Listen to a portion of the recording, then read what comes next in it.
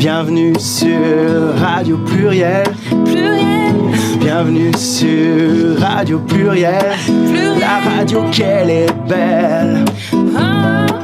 Radio Pluriel. Ouais, bienvenue sur Radio Pluriel. Ouais, bienvenue sur Radio Pluriel. Bonjour, je suis Ingrid, chargée d'accueil au Centre social Pluriel. Eh ben bonjour, moi c'est Loïc, je suis médiateur au pôle famille de Pluriel. Et aujourd'hui, on va aborder une nouvelle thématique dans cette émission qu'on fait maintenant depuis 1 an et demi quasiment. Quasi. Ouais, et après avoir abordé le logement, l'alimentation, qu'est-ce qu'on a vu encore ? La santé, la sécurité. On est passé par pas mal de grosses patates, de grosses bornes un peu comme ça, qui d'une manière ou d'une autre se retrouvent dans la vie du quartier. Et à la base, toujours dans l'idée d'écrire le nouveau projet social du Centre social Pluriel. Et aujourd'hui, on est encore sur un sujet qui à la fois est fondamental et transversal, et on va essayer de pas trop ramer en vous en parlant, puisqu'aujourd'hui, on va parler d'écologie. Et ouais. Et aujourd'hui, pour parler d'écologie, on a un invité, Monsieur Benoît Thévard, bonjour. Et bonjour. Bonjour. Merci de m'accueillir. Avec grand bonheur, on va vous présenter tout à l'heure, puisque dans un premier temps, on va faire un petit point, comme d'habitude, sur l'actualité du quartier, et surtout sur ce qui va se passer au mois d'avril. Oui, alors nous sommes au Centre social Pluriel, qui est toujours situé au 6 avenue du Général de Gaulle, où vous pouvez trouver un pôle jeunesse, un pôle famille, un pôle lien social, un pôle adulte, l'espace public numérique, le pôle accès au droit et le petit studio, d'où on s'enregistre. Pour tout renseignement, appelez le 02 47 37 07 89 et c'est toujours moi qui vous répondra au téléphone. Et sinon, on voulait aussi s'auto-féliciter, plutôt vous féliciter, ceux qui nous écoutent depuis YouTube, puisque ma foi, c'est la seule solution pour écouter cette émission, puisqu'on arrive bientôt à 1000 vues. Oh. Hein, on est sur la route des 1000 vues, là. J'ai vu qu'on avait passé les 800, donc évidemment, je suis un peu de Marseille, j'ai tendance à... Non, mais l'écologie, on va faire 200 de plus, c'est sûr. Je sais pas. Voilà, on pourrait poser quand on a discuté du numérique, on s'était posé la question évidemment des pollutions numériques aussi et du coût de l'internet d'une manière générale. Et c'est vrai que sur le centre social, on a une utilisation assez limitée de l'internet, mais c'est vrai qu'on est sur YouTube. C'est une vraie question qu'il faudra peut-être se poser un jour, en tout cas. Actualité du quartier. Qu'est-ce que vous avez à nous déclarer, Madame Ingrid Delaccueil ? Alors, actualité du quartier, c'est plutôt actualité surtout sur le centre social.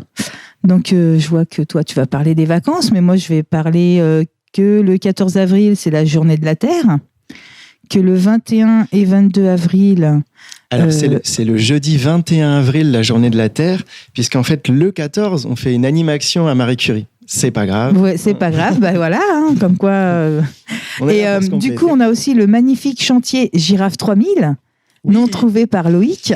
Tout à fait. Alors, je précise que c'est un nom de travail. Donc, bien sûr, à un moment ou à un autre, quelqu'un aura une idée un peu meilleure que ça. Alors, qu'est-ce que c'est Girafe 3000 ? En fait, c'est dans le circuit de tous les jardins partagés dans le Sanitas. Ça commence à la base avec, si je dis pas de bêtises, le Planitas, qui est au Jardin Théorier, juste à côté d'Artefact, parce que Monsieur Thévard, vous dépendez, en tout cas, vous avez des bureaux à Artefact, il me semble bien. Je suis membre d'Artefact. De la coopérative Artefact qui est basée au Sanitas, ouais. Et juste à côté, vous avez le jardin du Planitas et Girafe 3000. En effet, c'est un des autres jardins qui sont en train de se mettre en place en ce moment. Tout ça est sous la houlette de Madame Meryl Septier qui coordonne un petit peu tous ces jardins partagés. Et donc, le jeudi 21 et le vendredi 22, à partir de 10h du matin, ça sera donc aux 4 avenues du Général de Gaulle, donc juste à côté du centre social, il va y avoir un atelier participatif pour la construction de bacs de jardinage, agrémenter, installer un petit peu cet espace. Mais il y a déjà quelque chose que tu as installé, enfin pas toi tout seul, mais... Il y a en effet un compost, puisque... Alors, ça ne sera pas la première bêtise que je dis, mais il me semble qu'à partir de 2025, les municipalités sont dans l'obligation de fournir aux habitants des solutions pour pouvoir recycler leurs déchets organiques.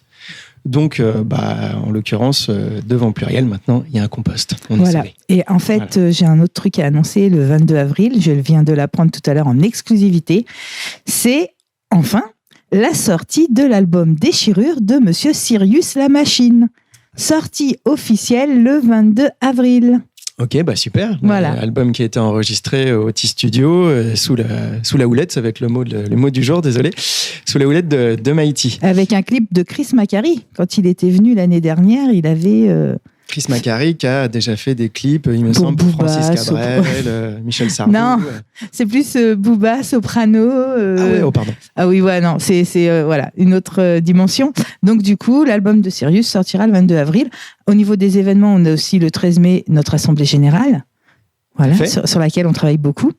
Le 25 mai, ce sera la Nuit des Diamants Bruts au Centre de Vie à partir de 18h. Et le 28 mai, concert au Bateau Yves, donc concert T-Studio avec des surprises. Ouais, les surprises de fait, je n'ai pas été mis au courant. Voilà, puisque ce sont venir des voir surprises. Mighty ou passer à l'accueil du centre social d'ici le mois d'avril. Un truc important au mois d'avril, c'est bien sûr aussi 2 repas partagés. On fait des repas partagés le 8 avril et le 29 avril. L'idée, c'est d'une manière générale, c'est de sortir un peu de l'ambiance Covid. C'est de se remettre à faire des repas partagés dans le quartier. Là, le prétexte, c'est les ruptures du jeûne du Ramadan. Mais on va faire bien sûr quelque chose de très, très ouvert. Ce ne sera pas du tout quelque chose de centré sur la religion, absolument pas. On a un centre social. Ouais. Mais vraiment repas partagés pour tout le monde. Et là, on vous invite, tous ceux qui veulent s'investir dedans, nous aider. Parce que ça permet de faire quelque chose de très convivial. Enfin, du moins, on le souhaite. Donc voilà, le 8 avril, et le 29 avril, le premier vendredi et le dernier vendredi du mois d'avril. Voilà. Quoi d'autre ? Les vacances, je sais pas, t'en trouvé des trucs. Bien sûr, oui, si, en ce moment, il y a la programmation des vacances qui est sortie. Donc, vous pouvez passer à Pluriel pour vous inscrire et inscrire vos enfants aux différentes activités. Je redis juste la journée de la Terre le jeudi 21. L'animation qui sera dans l'école Marie Curie le jeudi 14 avril. Et puis voilà, faut passer à Pluriel. Les programmes sont à l'accueil devant toi. Hein. Oui. Voilà. Oui. Et puis ça me paraît pas mal. Si, quand même, une dernière chose, on va faire un petit coucou aussi à nos partenaires de l'Espace Passerelle qui relancent leur brigade numérique et qui recommence au mois de mai. Donc en ce moment, si vous êtes intéressé par tous les métiers du numérique, faut pas hésiter à aller voir Malvina ou Sophie ou Florent à l'Espace Passerelle, puisqu'ils sont en plein processus pour faire leur nouvelle brigade numérique. Et puisque tu parles de l'Espace Passerelle, j'en profite pour rappeler que c'est là-bas qu'on fait le Sanitamtam, donc qu'on crée le Sanitamtam. Donc chaque mercredi de 17h30 à 19h30, on se réunit, on voit quels sont les articles qu'on veut mettre dans le futur Sanitamtam, sachant que le prochain devrait sortir d'ici peu, aujourd'hui ou demain. En version papier, il y a toujours le site Sanitamtam, évidemment, le blog, et que si vous avez des idées, il ne faut pas hésiter à nous rejoindre pour le comité de rédaction. Il faut venir avec vos idées d'articles, voire même vos articles, vos photos. Et voilà, le prochain, on va se taper, comme on dit, un petit délire, on va le sortir version girly. Donc avec beaucoup de choses autour de la femme, avec la place de la femme, avec plein d'articles autour des femmes. On fera bien sûr un spécial homme plus tard dans l'année, mais là on voulait sortir un petit journal de quartier qui change un peu de l'ordinaire. Donc n'hésitez pas à nous rejoindre, à contacter le 13, à y aller même si vous voulez nous rejoindre le mercredi à 17h30. Et par rapport à l'actualité passée, on peut dire qu'au mois de mars, il y a eu une très très belle journée avec la journée internationale des droits des femmes. Et c'était pour le coup, nous, quand on travaille dans un centre social, je ne sais pas si Monsieur Thévard, vous avez déjà un petit peu évolué dans un écosystème proche de ça ? Dans un centre social, si vous connaissez un petit peu. Moi, en fait, j'ai passé toute ma jeunesse. Enfin, je suis né dans un quartier orléanais pour le coup, un quartier de l'Argonne. Donc voilà, j'ai passé beaucoup de temps au pied des immeubles et donc effectivement, ce sont des contextes. Alors beaucoup moins maintenant parce que j'habite dans une ville qui s'appelle Châteauneuf-sur-Loire, qui est une ville qui est plutôt à 30 km d'Orléans. Donc c'est plus rural, mais voilà, j'ai passé effectivement toute ma jeunesse dans les quartiers, comme on dit. Okay. Et là où je voulais en venir aussi, c'est à quel point dans cette journée, on se rend compte si on avait besoin de ça, de l'importance du travail des femmes, travail formel, travail informel dans nos quartiers, et à quel point, pour le coup, le centre social ne pourrait pas tourner sans le bénévolat de dizaines et de dizaines de femmes qui font des ateliers. Je pense à Brigitte, à l'atelier tricot, je pense à Malika pour l'atelier couture, je pense à Marie Remande pour le café des mots, et je vais arrêter parce qu'évidemment je vais oublier du monde, mais à plein de bénévoles, Leïla, Aïcha, bref, j'arrête de citer des noms, mais et c'est souvent une problématique, nous, de faire venir des hommes d'ailleurs, mais pour le coup, au moins, plutôt que de regretter qu'il n'y ait pas des hommes, félicitons plutôt. T'as quand même des hommes bénévoles à Tipeee. Tout à fait. On les compte sur une main, je pense, mais t'en as quand même. Une bonne main. Ouais, une bonne grosse main poilue. C'est vrai que le fait que notre société considère que la valeur, on va dire, monétaire des choses, tout ce travail incroyable qui est effectivement mené par les femmes et qui est quasiment transparent pour la société, ça doit être amené évidemment à évoluer dans les consciences et dans la conscience collective, sortir de cette idée que c'est la monnaie, le critère unique de l'activité, doit permettre aussi de revaloriser toutes ces activités qui viennent d'être évoquées et qui sont absolument essentielles pour le fonctionnement, quoi. C'est clair. On vous a déjà donné la parole, mais peut-être qu'on va passer par revenir tranquillement au début du repas, avec le petit apéritif, où on se présente tranquillement. Parce que là, pour l'instant, les gens ont compris, vous êtes Monsieur Thévard, vous avez des liens avec la coopérative Artefact. Mais je sais pas, peut-être Ingrid n'a pas un petit jingle là, envoyé, un petit truc. Être colo Sanitas, là, tu viens d'envoyer. Je me suis trompée. C'est pas grave. C'est normal. Je te laisse chercher le jingle. On est sur des nouveaux moyens techniques aujourd'hui. Aujourd'hui, on parle d'environnement, de biodiversité, de développement durable, de recyclage, de nature. Bref, on parle d'écologie. Voilà, celui-là, il est mieux. Donc, alors, monsieur Thévard, vous n'êtes pas là par hasard. En fait, quel est votre parcours ? Vous êtes là parce que dans le centre social, il va se passer quelque chose au mois de mai, quelque chose autour de la mise en récit, autour des quartiers en transition. Donc, on va vraiment parler d'écologie. Donc, si vous voulez, essayez de vous présenter un petit peu. On va pas vous demander de faire tout votre parcours, mais qu'est-ce qui fait qu'aujourd'hui, vous êtes là au Centre Social Pluriel ? Eh bien, déjà parce que vous m'avez invité, et ensuite parce que j'ai eu un parcours un petit peu atypique, parce qu'en fait j'ai commencé d'abord par travailler dans l'industrie aéronautique. Je travaillais chez Airbus à Toulouse, donc voilà, la fabrication des avions. Vous êtes ingénieur de formation. Voilà. Alors à l'époque, j'étais pas ingénieur, parce que j'ai eu un CAP, un bac pro, un BTS. J'ai travaillé sur les chaînes de montage Airbus, et puis effectivement, c'est une reprise d'études à 30 ans qui m'a amené à devenir ingénieur sur le sujet de l'énergie, justement. Je me suis spécialisé là-dedans, et pour pouvoir changer de carrière, parce que simplement, j'ai considéré que fabriquer des avions et en même temps m'investir pour la transition écologique, en fait, il y avait un moment où je pouvais pas passer 8 heures par jour à fabriquer un truc qui avait plutôt tendance à nuire à la nature, et par ailleurs passer 2 heures par semaine ou par mois dans une association qui essayait de réparer ce que j'avais fait toute la journée. Donc ça posait un petit sujet qui fait que j'ai repris les études, j'ai complètement changé de carrière, et donc là j'ai commencé à faire des conférences sur l'après-pétrole notamment, c'est-à-dire une invitation à prendre conscience que nos sociétés entières sont organisées, construites sur la base d'une très grande disponibilité d'une énergie peu chère. Parce que quoi qu'on en dise, en fait, le pétrole est une potion magique qui a permis à nos sociétés de se construire telles qu'elles sont aujourd'hui. Le problème, c'est que du pétrole, on n'en a pas. Voilà, en France, on importe 100% de notre pétrole, on importe 100% de notre gaz, et donc ça pose une vraie question sur l'avenir de nos sociétés, sur le fait que le monde dans lequel on évolue aujourd'hui, soit soit viable dans le temps. Et donc, voilà, j'ai fait énormément de conférences là-dessus pendant un certain nombre d'années dans toute la France. Et puis, j'ai été amené à travailler au conseil régional aussi sur ces sujets-là. Et donc, en sortant du conseil régional, j'ai intégré la coopérative Artefact, qui est effectivement implantée au Sanitas. Et donc là, on a essayé d'avoir une réflexion. Ce qui m'intéressait avec Artefact, c'est que c'est une coopérative dite culturelle. C'est-à-dire, il y a vraiment beaucoup d'acteurs du milieu artistique. Il y a plein de métiers différents qui vont de la sociologie à la photographie, en passant par l'informatique, le numérique, etc.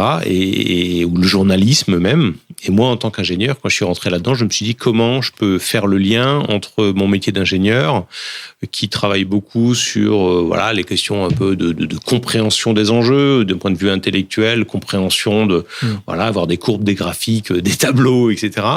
Comment on peut faire le lien avec la culture de manière à vraiment toucher les émotions, toucher aussi le quotidien des gens vraiment. Et c'est là qu'on a commencé à travailler sur cette question des récits. Et donc c'est ça qui m'amène aujourd'hui dans le quartier du Sanitas pour voir comment on arrive à essayer de transformer ces récits et faire en sorte qu'on arrive à imaginer de nouvelles manières de vivre ensemble qui ne dépendent plus du pétrole, qui ne dépendent plus du gaz et qui permettent de répondre aux enjeux contemporains et incontournables. Et rien qu'à vous entendre, déjà, ça travaille un petit peu l'imaginaire parce que vous avez, comme vous l'avez dit tout à l'heure, vous êtes né dans un quartier populaire. Ça s'appelait peut-être pas quartier populaire d'ailleurs à cette époque-là. Et vous êtes passé par le lycée professionnel. Et c'est vrai que généralement, on peut voir ça comme quelque chose d'un peu enfermant. Et après, vous avez pu reprendre des études et ne serait-ce que déjà de vous entendre, ça ouvre un peu des nouveaux espaces. Enfin, on peut peut-être certains nous entendent dans le quartier. En tout cas, on sache qu'on peut avoir un trajet comme ça, passer par un lycée pro et puis à la fin des fins, reprendre des études. Il y a des solutions. Vous êtes passé peut-être par les bacs en cours du soir ou je ne sais pas par quel biais vous êtes passé pour pouvoir redevenir ingénieur comme ça. En fait, il se trouve que l'école des mines, donc j'étais dans le sud-ouest, donc du coup c'était à Albi, donc l'école des mines d'Albi à ce moment-là permettait, quand on avait un bac plus 2 et 3 ans d'expérience professionnelle, de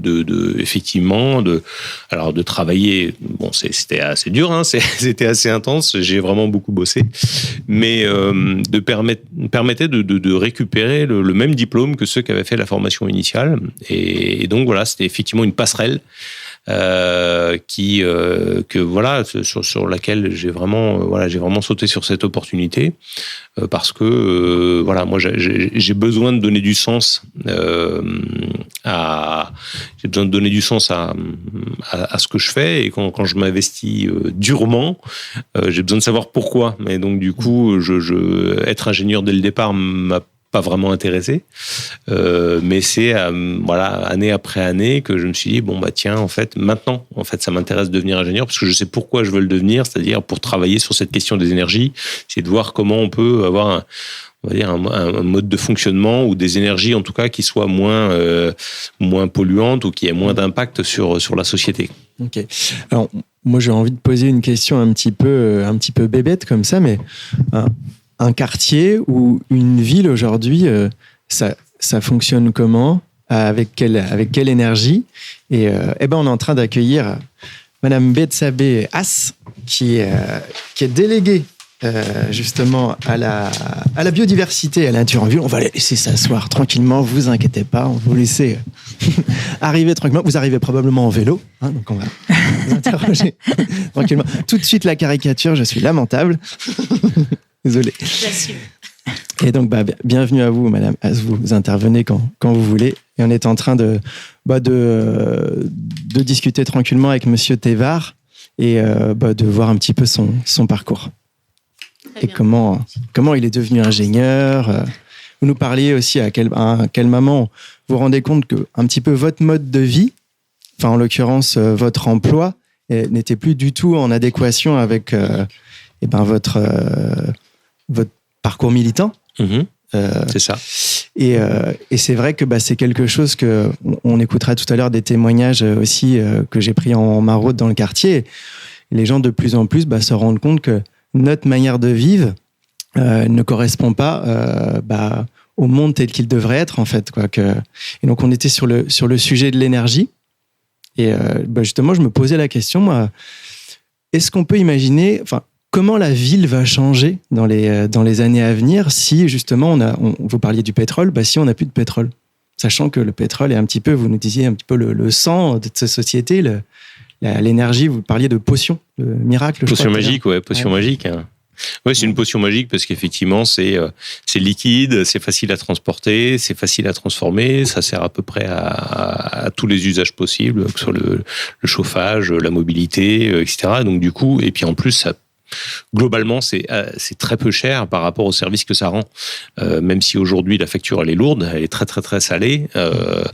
Il se trouve que depuis des décennies en fait, ce pétrole a permis, comme je disais, de construire via les machines en fait, toutes les pelleteuses, les bétonneuses qui permettent de faire les autoroutes, les immeubles, les quartiers, les rues, etc. Tout ça en fait, c'est lié à ce pétrole qu'on peut mettre dans ces machines et qui démultiplie la force humaine. Et donc ça a permis de transformer le monde. Et donc aujourd'hui, l'impact de l'humain est tel, à cause de cette énergie abondante, qu'on se rend compte qu'on est en train de dépasser en effet toutes les limites planétaires et de manière irréversible en fait. C'est-à-dire qu'on ne pourra pas réparer tout ce qu'on est en train de faire, réparer cet impact. Donc à quoi vont ressembler en fait les sociétés de demain ? C'est une vraie question parce qu'il y a un certain nombre de choses qui sont difficilement réversibles. Comme je le disais, il y a beaucoup de terres qui ont été artificialisées. C'est très difficile une terre qui a été bétonnée de la faire revenir à une terre agricole. Ça se fait pas comme ça en claquant des doigts. C'est pas juste parce que on enlève la dalle béton que d'un seul coup on peut planter des carottes dessus. Enfin, c'est pas tout à fait comme ça que ça fonctionne. Qu'est-ce que vous pensez à ce titre-là de l'idée de végétaliser les villes, de l'histoire d'agriculture urbaine? Là pour le coup, donc ça va être Betsavé qui va vraiment avoir toute la parole là-dessus. Mais en tout cas, ce que je veux dire par rapport à ça, c'est que en gros la ville de demain, elle est à inventer. C'est la raison pour laquelle aujourd'hui je suis là et j'ai envie de travailler avec les acteurs et les gens du Sanitas. C'est comment on arrive justement à imaginer ce monde de demain. Parce qu'aujourd'hui on a des récits qui sont des récits dominants, qui sont des discours qui consistent à aller vers toujours plus de technologie, vers toujours plus de mobilité, aller plus loin, plus vite, plus souvent, avec un modèle alimentaire qui consiste à avoir de plus en plus de choses surgelées, suremballées, etc. Bon, donc on a aujourd'hui un modèle de vie et un discours dominant qui n'est pas du tout celui de l'après-pétrole. Donc, ça veut dire qu'il faut faire ce travail-là, de faire émerger de nouveaux imaginaires, de faire émerger de nouvelles manières de vivre ensemble et d'organiser des territoires qui tiennent compte, en fait, du fait qu'il n'y aura plus de pétrole, il n'y aura plus de gaz, et que ça, c'est 2/3 de l'énergie qu'on consomme aujourd'hui dans notre pays. Voilà, ça veut dire que du coup, si on imagine qu'on se passe de 2/3 de l'énergie qu'on a, c'est plus la même chose, c'est-à-dire qu'on se déplace plus de la même manière, on ne mange plus de la même manière, on ne se chauffe plus de la même manière, et donc tout ça, ça doit être à réinventer. Il faut qu'on le fasse collectivement, parce que comme je le disais dans la discussion qu'on avait juste avant, même si tout le monde faisait 100% d'éco-gestes, ça suffirait pas, ça ferait 50% du boulot. Donc ça veut dire qu'il faut que collectivement, on s'organise différemment, que les pouvoirs publics s'organisent différemment, que les entreprises produisent et consomment différemment. Voilà, donc c'est tout à réinventer et vite, en fait. On va essayer de continuer à parler un petit peu de l'action mise en récit tout à l'heure. Mais puisqu'on a la chance de recevoir Madame Haas, Betsavé Haas, qui est donc, je le répète, déléguée à la biodiversité, à la nature en ville, donc à la mairie de Tours. Bonjour Madame. Bonjour. Bienvenue au Centre Social. Merci. Moi, je me présente, je suis Loïc, je suis médiateur social au pôle famille. Ingrid, chargée d'accueil et de communication. Et donc, je crois que vous connaissez peut-être avec Monsieur Thévard ? On se connaît bien. On se connaît. Ah d'accord, ok. Vous avez déjà travaillé tous les deux sur des dossiers ou vous avez milité ensemble peut-être ? En tout cas, on est impliqué sur le même dossier qui est la question de la mise en récit au Sanitas. Et voilà. Et puis, vu que j'avais travaillé au conseil régional, etc., voilà, dans le milieu politique, on a eu l'occasion de se croiser quelques fois. D'accord. Bon, très bien. Ça devrait bien se passer, cette émission. Pas trop de coups de pied sous la table. C'est ça. Madame Haas, on a déjà fait le petit jeu avec Monsieur Thévard. Si déjà présenter un petit peu, s'il vous plaît, vos missions et puis qu'est-ce que ça veut dire, la nature en ville, en quoi consiste votre ça ne dit pas votre métier, mais votre mandat. Alors, ma délégation, donc, c'est bien la nature en ville, la biodiversité, c'est aussi la gestion des risques, la condition animale, et je suis aussi adjointe de quartier, donc du quartier Tour-Ouest. En ce qui concerne la biodiversité, la nature en ville, on parlait donc de manière un peu globale de ce qui se passe dans le monde. Je pense qu'un mandat communal, en fait, c'est penser global et agir local. C'est un peu ce que vous faites aussi d'ailleurs. Et donc c'est au-delà de ces changements dont parle Benoît et de cette révolution vraiment de la pensée qu'on doit faire. Il y a, je pense, quelque chose à faire sur le terrain, le faire. Je pense qu'on apprend aussi en faisant. Et c'est vrai que moi, en m'engageant, je me suis posé la question de comment faire en sorte que cette problématique, cette urgence écologique et sociale, parce que je pense qu'elles sont indissociables, ces urgences-là, comment les traduire dans la vie de tous les jours et comment faire en sorte que les gens s'en emparent et qu'on dépasse l'intellectualisme autour de ça. Parce qu'en fait, il y a beaucoup de pensées, il y a des gens qui écrivent, etc. Mais finalement, dans la vie des gens, de tous les jours, ça se répercute pas de la même manière. Donc, ma délégation, je l'ai prise vraiment comme, bien entendu, déminéraliser, planter déminéraliser, c'est enlever le goudron. Ouais, quand on arrive dans un quartier, que tout est cimenté et qu'en quelque sorte, on voit juste des petites parcelles, voilà, où on a préservé un petit bout de terre comme ça. On a envie de se prosterner devant. Alors, on va essayer de faire mieux que des petits bouts de terre. Les totems de la nature en ville. On s'occupe des écoles, par exemple, où on en est en gros à 70% de débitumisation des cours. Donc, c'est beaucoup plus qu'un petit carré. C'est un changement total de l'usage de la cour. C'est pas encore évident quand on se balade dans les écoles du Sanitas. Nous, on fait la pause des parents. Souvent, le matin, à 8h, on accueille les parents pour leur parler un peu du tissu associatif. Et pour fréquenter l'école Kergomar ou l'école Marie Curie... Jusqu'à là, j'ai pas vu une révolution verte. Alors, révolution verte, ça renvoie autre chose, mais... Alors, c'est sûr. C'est en cours. Après, ça fait que 18 mois qu'on est là. donc, quand même, voilà, un petit peu de patience. On travaille comme des dingues. On a fait 2 écoles majeures. Il s'agit quand même de 900 enfants. À Tours-Nord, à Saint-Exupéry, Croix-Pasquier, et puis dans le centre à Buisson-Molière. Donc, et là, on est reparti sur 3 écoles et on va essayer de tenir la cadence. C'est pas simple et il faut savoir quand même qu'il y a des services derrière, il y a des gens. J'ai vu l'école Buisson-Molière, c'est vrai que pour le coup, c'est magnifique et ça change. Pour avoir discuté avec des parents, ça change la donne dans les relations, les gens, dans la relation, dans comment la cour est construite. Voilà, beaucoup plus végétalisé, beaucoup plus de rapports entre les maternelles et ceux qui sont primaires parce que tous les enfants jardinent ensemble, il y a des bacs pour faire du jardinage et forcément ça change la donne. Ouais. Mais ça existe à Claude Bernard, il y a des bacs comme ça où ils font aussi, un petit jardin. Alors, en fait, ce qui est intéressant dans cette histoire de récré en herbe, c'est que la révolution écologique, c'est pas simplement la révolution verte. Vous venez de le dire. C'est aussi faire en sorte de pouvoir avoir des repas végétariens à l'école de qualité. C'est aussi pour avoir de la mixité dans les cours, parce que c'est pas avoir des bacs, c'est faire en sorte de transformer la cour d'école pour que les usages des uns et des autres, que les garçons et les filles aient le même usage de l'espace. Et aujourd'hui, ce n'est pas le cas. On ne va pas se voiler la face. Clairement, les garçons prennent la cour et l'utilisent pendant que les filles sont autour. Et c'est quelque chose qui se passe dès les plus petites classes et que nous, les femmes, on intériorise comme étant la périphérie. Le centre, ce sont les garçons. La périphérie, ce sont les filles.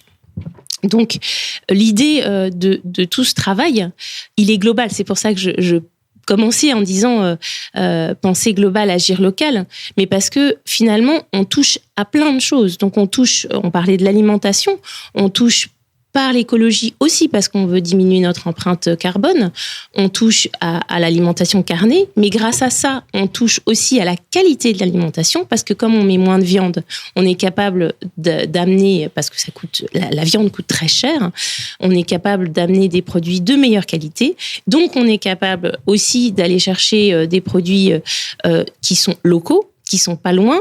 Donc, on fait en sorte que le terreau agricole autour de la ville centre puisse se renforcer.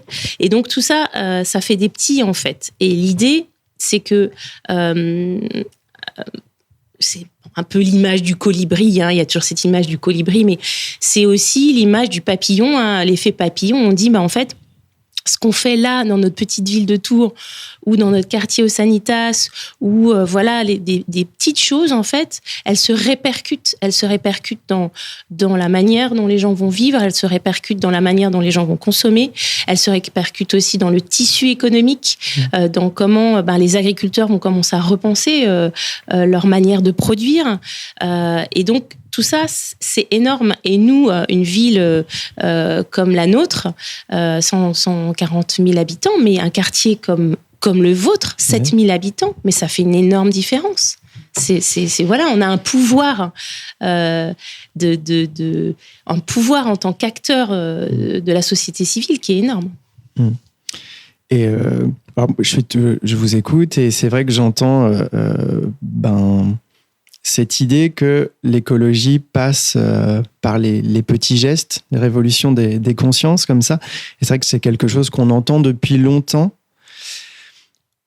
depuis très longtemps. Et c'est vrai qu'après, j'entends Monsieur Thévard, j'essaye de mettre en rapport, qui nous dit qu'on a 10 ans pour changer un peu nos façons de produire, l'énergie par laquelle on produit des choses, notre manière de concevoir ce dont on a besoin de produire. Et c'est vrai que cette pensée du colibri, je me dis qu'elle a un impact parce qu'elle permet à chacun d'évoluer individuellement, mais peut-être trop lentement. Je ne sais pas, Monsieur Thévard, comment vous pouvez réagir à ça, mais... En fait, je pense que le colibri qui fait sa part, ça fait partie ça fait partie de l'histoire, mais que c'est pas suffisant dans le sens où, comme je disais, c'est vrai que si on a 10 ans pour tout réinventer, si les pouvoirs publics ne s'en emparent pas, si les entreprises continuent à produire des choses qui tombent en panne au bout de 6 mois, qu'on continue à avoir la même quantité de déchets, etc., ça va pas fonctionner. En fait, il se trouve qu'aujourd'hui, on se fixe des objectifs au niveau... alors, ça part de l'international, avec d'abord Kyoto, qui a des objectifs de diminution de gaz à effet de serre, puis les différentes COP internationales sur le climat, etc., tout ça s'est décliné jusqu'au niveau régional puis local avec les plans climat. Et en fait, quasiment systématiquement, au bout d'un certain temps, on regarde les trajectoires et on se dit « Ah, on n'a pas réussi ». Donc, on va diminuer notre ambition parce que finalement, en fait, on n'a pas réussi à atteindre les objectifs. Alors, même pour poser une question un peu factuelle, pour le coup, j'ai pas cette connaissance, mais alors, depuis les premiers accords de Kyoto jusqu'aux accords de Paris 2015, les accords de Kyoto, il y avait une volonté de réduire un peu notre usage, j'imagine, des ressources fossiles, de réduire notre impact carbone. Est-ce que déjà, à l'échelle de la France, la France a réduit son impact carbone? J'espère pas vous mettre en défaut, je sais que c'est une question très technique, mais est-ce que déjà on est sur une courbe comme ça où on respecte ces premiers accords ou absolument pas? tu veux répondre? Non, en fait, aujourd'hui, la France a une spécificité. Enfin, j'ai envie de dire, elle a deux spécificités. Donc la première, c'est que en effet, elle a une production d'électricité qui est essentiellement basée sur le nucléaire, ce qui lui a permis, par rapport à d'autres pays qui dépendent plus du charbon et du gaz sur la production d'électricité, d'avoir un impact en termes de CO2 qui est assez réduit.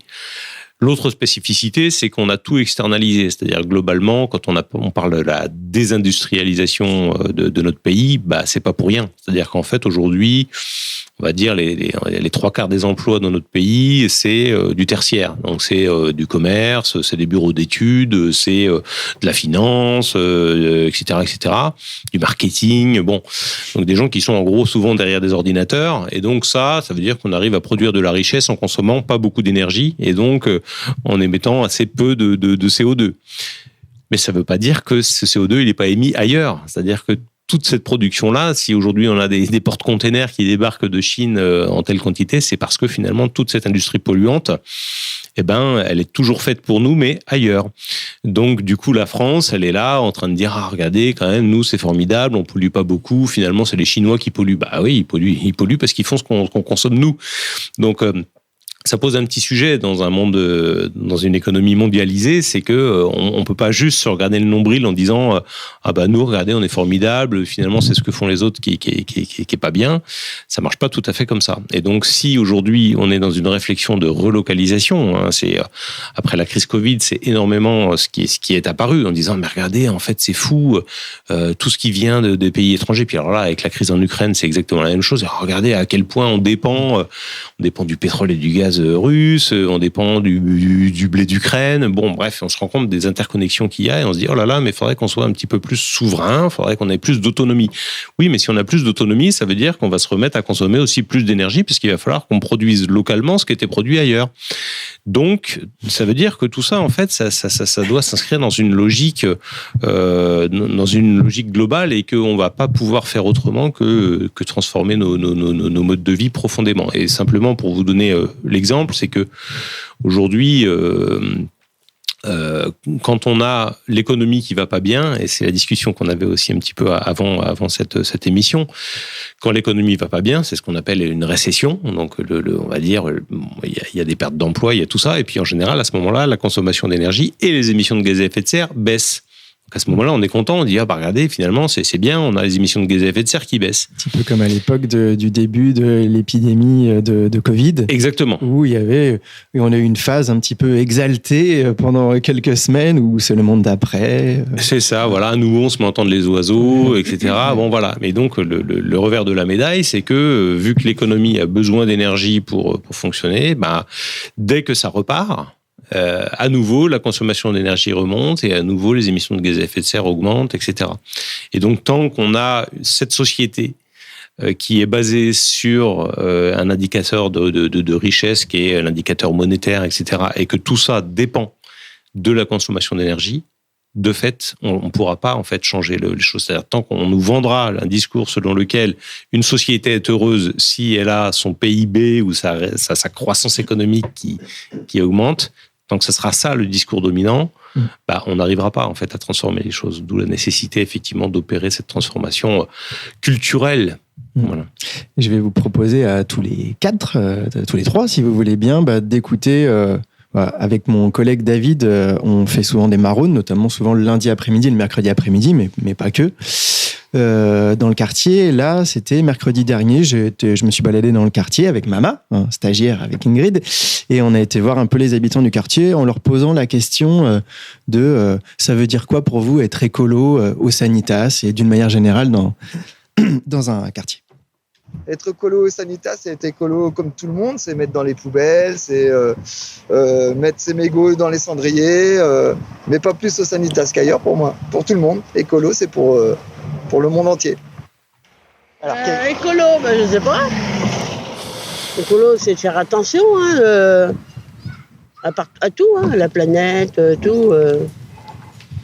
Ce qu'on achète, tout ça aussi, voilà. Non, c'est pas ça? Moi, c'est ça, je pense. Moi, je répondrais ça aussi, je pense. Il faut faire attention à tout, voilà. pour la planète, tout, voilà. Les déchets, tout ça, faire attention, comment on jette, tout ça, voilà. Donc ça a l'air fatigant d'être écolo. Il faut faire attention à tout comme ça tout le temps. C'est une routine, vous savez, c'est comme quand on va au boulot, c'est pareil, c'est un peu la routine aussi quand on va au travail. Bon, ben ça fait pareil, ça fait une routine. Et une habitude à prendre. Quelles habitudes, justement, vous avez dans votre vie que vous diriez que ces habitudes sont écolo? Si vous y arrivez, parce que moi, je n'y arrive pas tellement. Bah si, c'est qu'il faut faire attention, comme je dis. C'est que... Dans vos achats, vous disiez? Oui, par exemple, oui. Faire attention de ne pas prendre trop d'emballage, tout ça. Prendre des trucs, comme ils disent, ils font là au vrac. Mais bon, là, ils n'en font pas, là, au champ encore, du vrac. Je vois, moi, je vais tous les 15 jours à Leclerc. Bon, j'arrive à prendre un petit peu de vrac, mais bon. Qu'est-ce qu'on peut prendre? On n'a pas beaucoup de choix. On a des pâtes, du riz. Pâtes, le riz, les lentilles, mais bon, on n'a pas beaucoup de choix dans le vrac. À part ça, c'est tout. Vous aimeriez que, par exemple, dans le quartier, il y a un magasin qui propose plus de vrac comme ça? Oui, ça serait pas mal quand même. Enfin, là, au champ, je ne sais pas s'ils auraient de la place pour faire ça, mais bon, oui. Alors, je sais pas, au niveau des prix, ça doit être plus cher, mais c'est toujours à voir.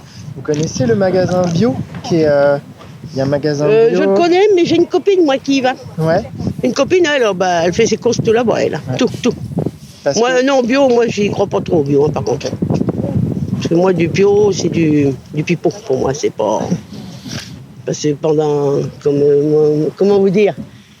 Par exemple, un champ de fruitiers, de pommes, par exemple.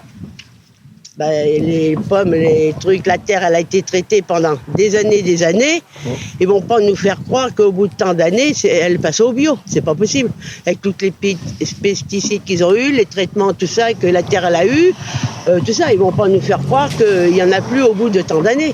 Je crois que la règle, c'est 5 ans. Ça se trouve, il faut au moins peut-être 40 ou 50 ans pour que ça soit vraiment éliminé, mais il faut qu'ils arrêtent aussi. Voilà. Pour ça, moi, je dis, le bio, j'y crois pas. C'est des bêtises. Oui, ça m'arrive. Et pas qu'une seule fois, ça m'arrive tout le temps. Même dans ma vie, d'être écologiste. Parce que, en fait, moi, je suis quelqu'un qui aime vraiment la nature. Et je peux me porter défenseur de cette nature. Voilà, donc pour ces faits, je me méfie de beaucoup de choses qui peuvent nuire vraiment à cette nature. Et j'ai fait vraiment très attention à mes habitudes et tout par rapport à tout ce qui peut nuire à la nature et tout. Et même pour ces faits, j'ai un programme de changer ma voiture et tout pour prendre une voiture électrique. Et après, ça va un peu permettre de préserver un peu la nature parce que les émissions à gaz à effet de serre et tout, ça détruit la nature. Et là, si on peut un peu encourager les gens à réfléchir dans ce sens, c'est vraiment très bien. Tu peux investir en fait une somme colossale pour vraiment défendre. C'est comme je l'avais dit tantôt, je suis vraiment déterminé pour préserver cette nature parce que aujourd'hui, nous tous on vit dedans et après on ne sait jamais la destruction de cette couche d'ozone et tout, ça n'aura pas de répercussions que sur moi ou bien sur l'autre et après c'est sur tout le monde, quoi. Voilà.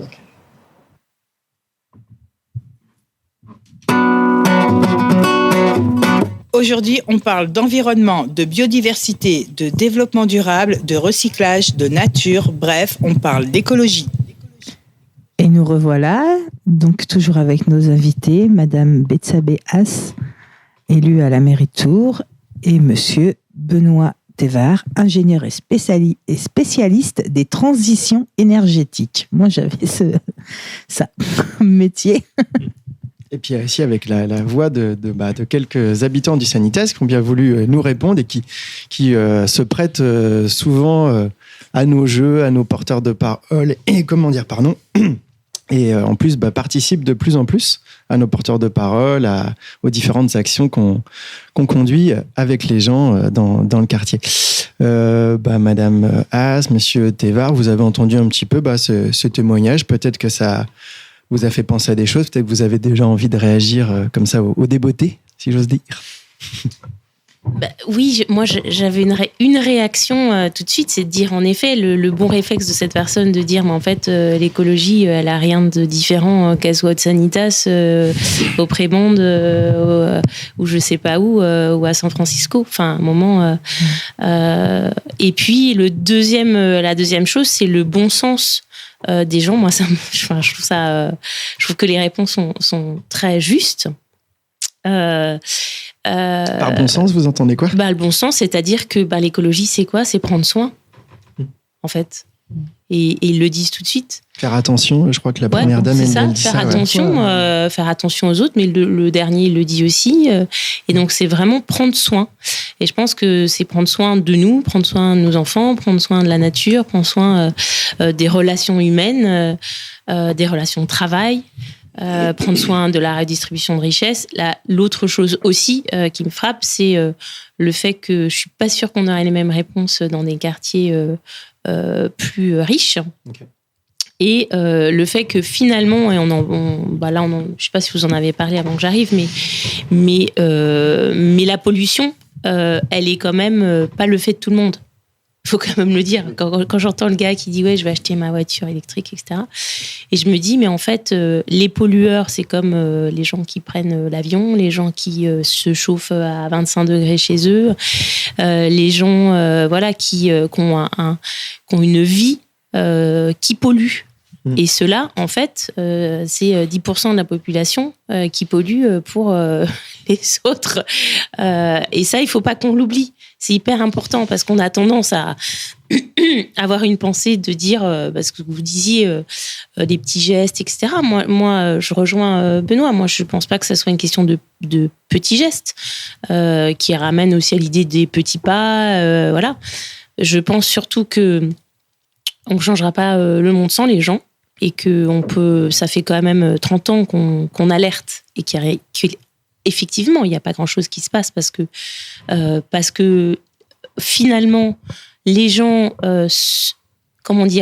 conservent l'écologie comme quelque chose qui fait partie de la sphère presque privée, comme c'est très proche du soin.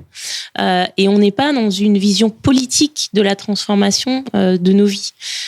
Et comme disait Benoît, je pense qu'à un moment, nous, à la ville, par exemple, on fait notre part, mais il est clair que les États doivent faire leur part.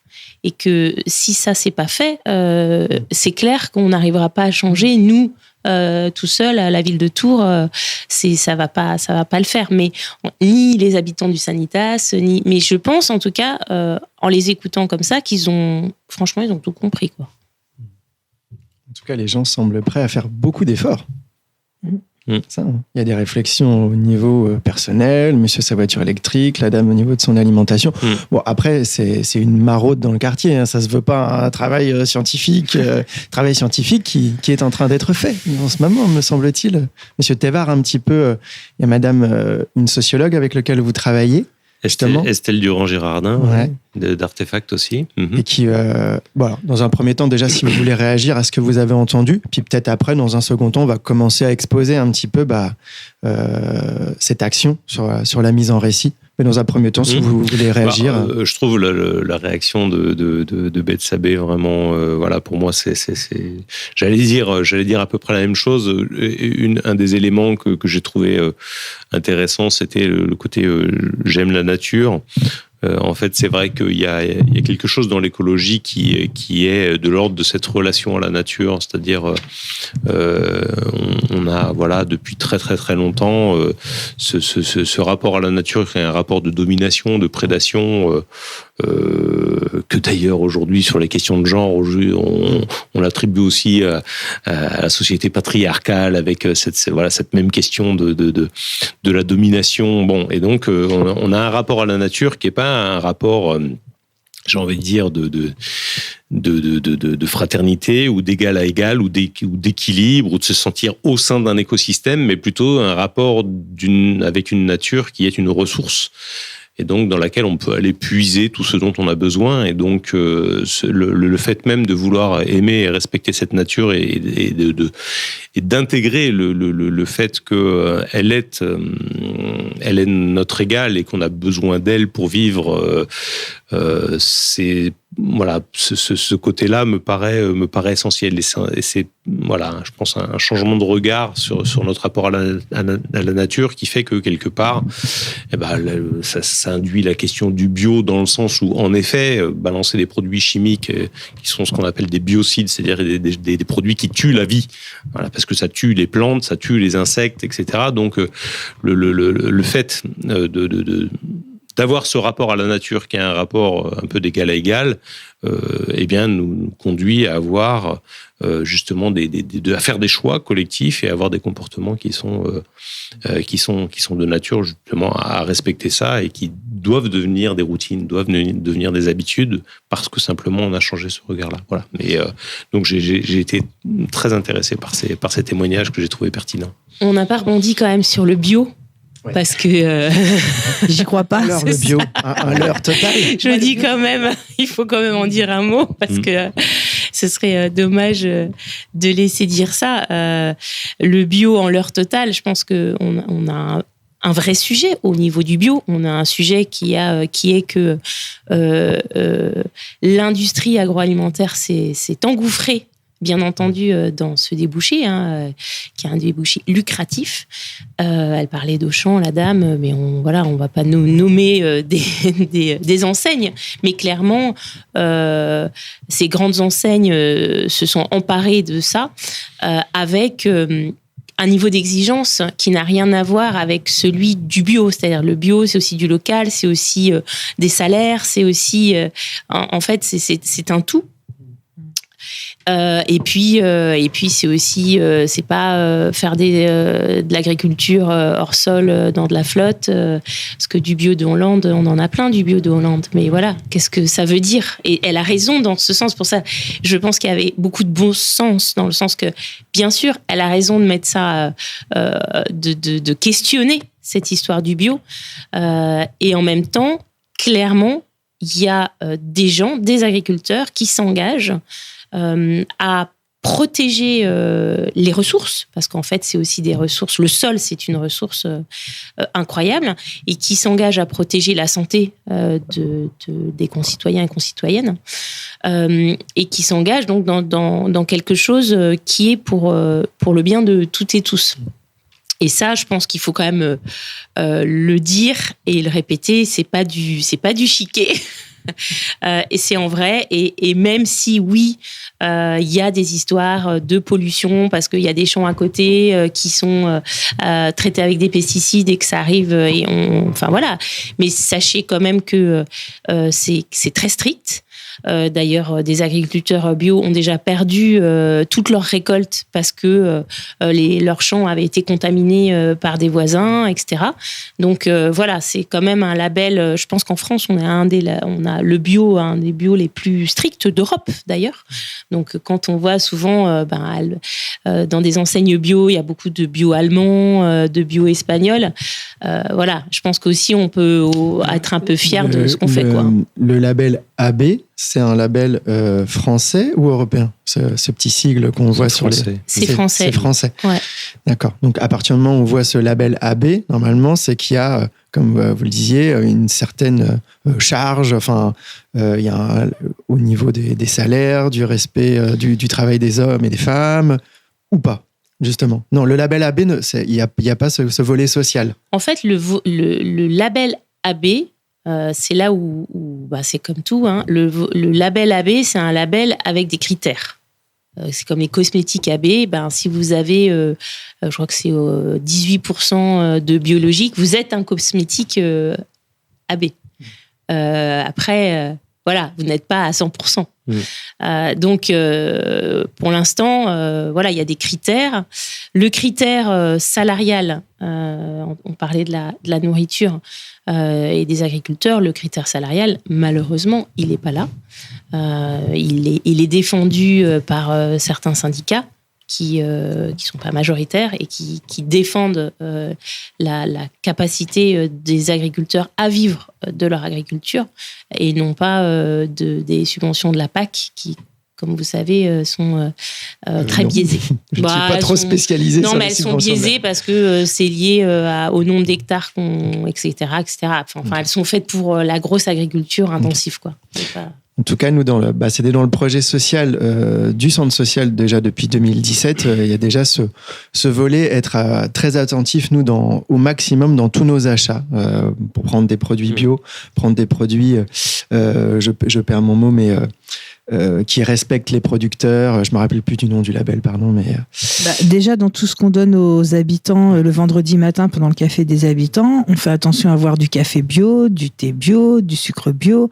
Enfin voilà, on pour un peu sensibiliser les gens aussi que le bio c'est bon et enfin voilà, qu'on peut consommer du bio et que niveau goût, il n'y a pas de différence. Avec tout un travail, pour le coup, c'est l'occasion de rendre hommage à Monsieur Marzouki, mieux connu sous le nom d'Abdou, qui avant était écrivain public au centre social, qui lui portait vraiment ce combat et qui, en plus de rappeler que le bio peut être meilleur pour le corps, bon pour la terre, bon pour le corps, disait aussi que il faut aussi travailler sur nos imaginaires, sur nos mentalités, c'est-à-dire que le café est un produit, par exemple, exotique, est un produit dont aujourd'hui, peut-être grâce aux ressources fossiles, à notre capacité à faire venir des choses en avion, en bateau facilement, on l'a de manière assez facile.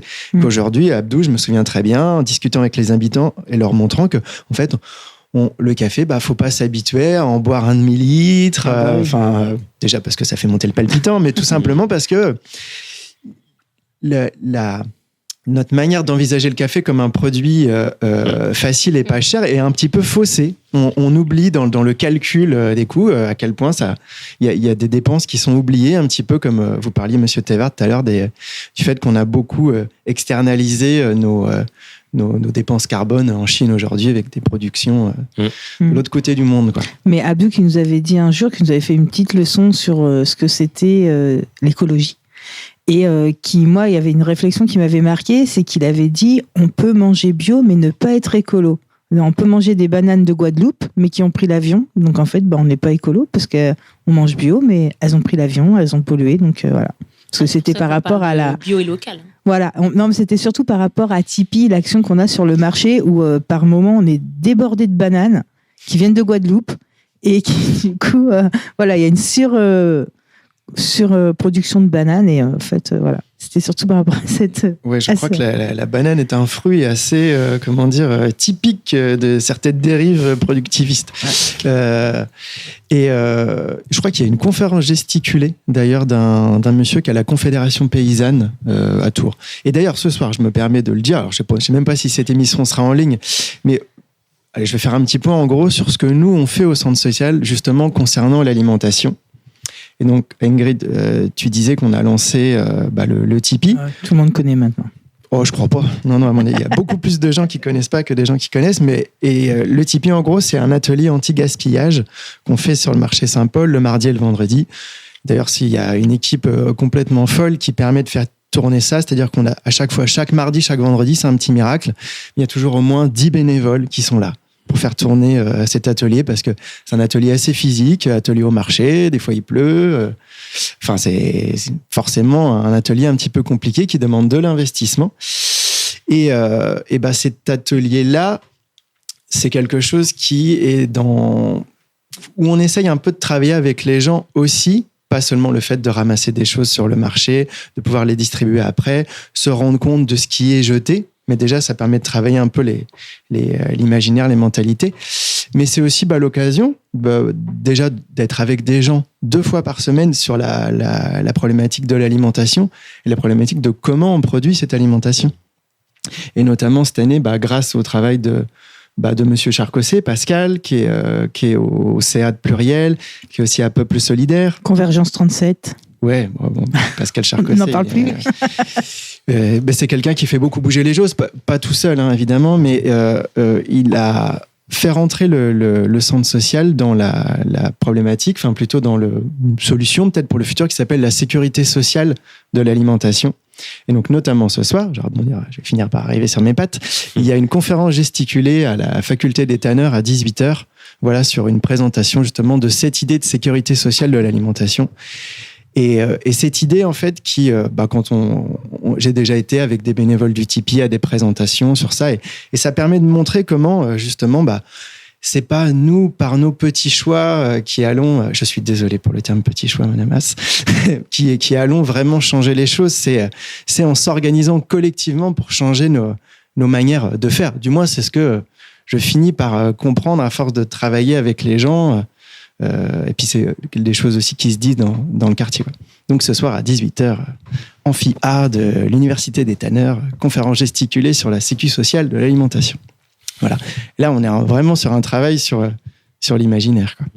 Voilà. Et puis, bien sûr, le Tipeee, tous les mardis, vendredis, à midi, au marché Saint-Paul. Monsieur avec Thévard. Les verres de Tours. Alors, justement, malheureusement... non. C'est fini. Alors, c'est fini. Aux dernières nouvelles que j'ai eues, les verres de Tours, c'est vrai qu'on avait... Métropole a arrêté son ouais, c'est ça. Alors, aux dernières nouvelles, au mois de mars, devait y avoir... dernière nouvelle qui date du mois de janvier, il devait y avoir un vote pour voir s'ils pouvaient récupérer quelques subventions, je présume. Mais là, le fait est que c'est vraiment dommage, parce que là, on avait, pour le coup, construit un écosystème plutôt très chouette.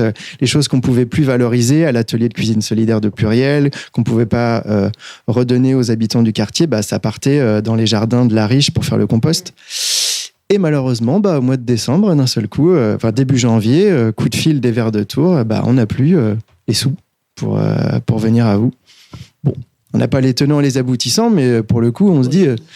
Il n'y a rien de caché, hein, c'est juste la métropole avec son nouveau vice-président Benoît Pierre, qui a décidé de ne plus donner d'argent aux Verts de Tours pour cette activité. On espère que c'est susceptible de changer, parce qu'à notre échelle, en tout cas, c'était vraiment quelque chose qui faisait du lien et surtout qui était efficace, quoi. Chaque Tipeee remplissait les 2 bennes. Je sais bien, puisque moi, ils sont venus me voir, et donc on a maintenant une plateforme de verre à la Miltière, à la ferme de la Miltière, justement pour eux, quoi. Et c'était aussi parce que il y avait plein de déchets de Saint-Paul, et qu'ils avaient envie d'aller plus loin, et on leur souhaite en plus d'aller plus loin, clairement. Ok, on espère qu'ils vont pouvoir rebondir. Monsieur Thévard, au mois de mai, il se passe quelque chose. Il va y avoir toute une semaine au centre social. Est-ce que vous pouvez nous présenter un petit peu ça, s'il vous plaît?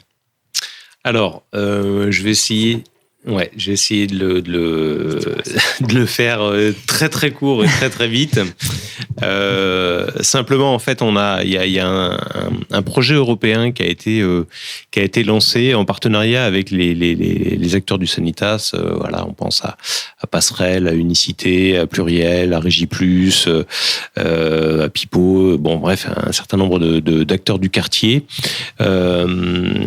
pour justement travailler sur la question de la mise en récit dans le cadre de la transition écologique. C'est-à-dire, en gros, comment on arrive dans les quartiers à justement travailler cette question des discours qu'on évoque un petit peu depuis le début de cette discussion. C'est-à-dire que le regard que l'on porte finalement sur notre société, sur notre manière de vivre ensemble, il peut et il doit être amené à évoluer.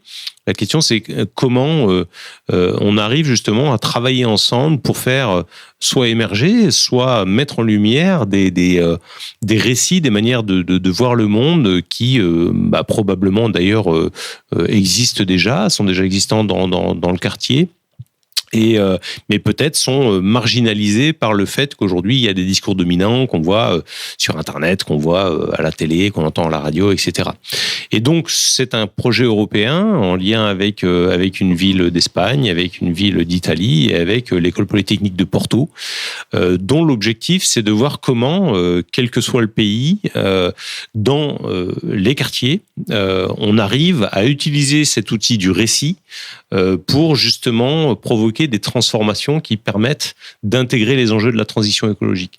Parce qu'on sait globalement que ce sont des quartiers dans lesquels l'urgence, on va dire, sociale et des fois des situations de précarité importantes font que justement, ce sont des sujets qui sont pas toujours simples à aborder. Voilà, on peut parler du coût de l'alimentation biologique ou même du coût de l'énergie ou le fait que les gens sont pas propriétaires de leur logement. Enfin bon, il y a plein de questions qui rentrent en compte dans le fait que justement, ce sont des quartiers pour lesquels c'est pas forcément simple d'aborder les sujets écologiques, alors même, comme le disait Bethsabée, que ce sont souvent des quartiers où les populations ont un impact écologique assez faible parce que justement des niveaux de consommation qui sont assez faibles, avec des gens qui prennent pas l'avion, etc., qui n'ont pas forcément des grosses voitures, bon. Et qui, par contre, sont les premières personnes à être victimes des transformations, c'est-à-dire la hausse des prix de l'énergie, le changement climatique qui fait qu'on est dans des habitats qui sont surchauffés en été ou qu'on a du mal à chauffer en hiver, etc. Donc, ce qui se passe au mois de mai, c'est que pendant une semaine, on a des personnes de ces pays-là qui viennent à Tours pendant une semaine pour travailler cette question de la mise en récit, pour voir comment, et donc ça va, on va dire, être le début d'un travail qui va durer plus d'1 an, pour voir comment on arrive à travailler cette question des récits dans les quartiers prioritaires. Et donc, c'est une semaine d'échange international à ce sujet-là.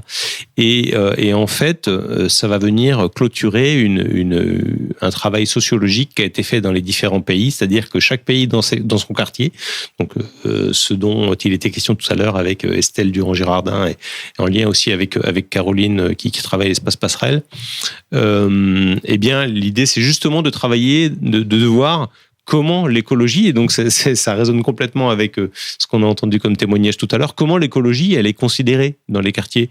Est-ce que c'est un sujet ou est-ce que c'est pas du tout un sujet? Et si oui, comment on l'aborde? Donc c'est un travail qui s'opère dans ces différents quartiers, qui va se terminer là aussi vers le début de l'été. Et donc on va partir ensuite sur 1 an de travail méthodologique pour voir comment on met en œuvre la mise en récit dans les quartiers prioritaires d'Europe. Et l'idée étant que ça débouche derrière sur une mise en œuvre. Et donc, l'idéal, ça serait qu'effectivement, à la suite de ce travail-là, on aura une boîte à outils, on aura un vrai guide et que l'ensemble des acteurs du Sanitas s'approprient ces sujets-là et que ensemble les habitants puissent travailler à un récit ou à des récits collectifs pour voir comment on arrive à transformer en fait nos manières de vivre ensemble. Merci beaucoup, Monsieur Thévard. Pour le coup, on a pu se rendre compte avec le témoignage dans les maraudes, nous, quand on fait notre projet social, que l'écologie, c'est vraiment quelque chose. Je me souviens plus, Ingrid, mais c'était dans les préoccupations des gens dans le quartier. L'écologie était tout en haut, si je me souviens bien. C'est quand même présent, mais en fait, les gens ils connaissent, mais ils savent pas. Voilà. Pour ça, ce que je disais avant l'émission. Ils mettent dans la poubelle jaune les cartons, mais après voilà, c'est le petit geste qui dit je suis peut-être écolo en faisant ça, mais ils savent pas. Ils ont un besoin quand même d'information et qu'on les accompagne et voilà. On a tous besoin d'être accompagnés. Oui, clairement. Quel que soit le quartier et la ville. On va s'arrêter. On arrive tranquillement à l'heure d'émission. Merci beaucoup, Madame Haas. Merci Monsieur Thévard, on se retrouvera au mois de mai. Oui. Ingrid, la prochaine c'est pour quand? La prochaine c'est le jeudi 19 mai et ça sera une spéciale senior avec Aurélie Brunet de Wake Up Studio. Ça marche. Écoutez, merci très bien de nous avoir écoutés et puis à bientôt. Bonne journée à tous. Au revoir. Au revoir. Au revoir. Au revoir. Au revoir. Radio Pluriel. Au revoir. Au revoir. Radio Pluriel. L'émission. Maintenant c'est fini.